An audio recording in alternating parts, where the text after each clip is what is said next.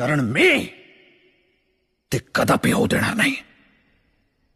आणि जो कोणी याच्यामध्ये येण्याचा प्रयत्न करेल त्याचा तिथल्या तिथे नायनाट केल्याशिवाय मी गप्प बसणार नाही, गप्प बसणार नाही, गप्प बसणार नाही.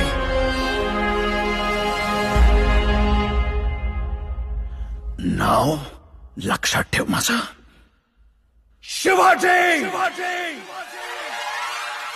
शहाजी भोसले.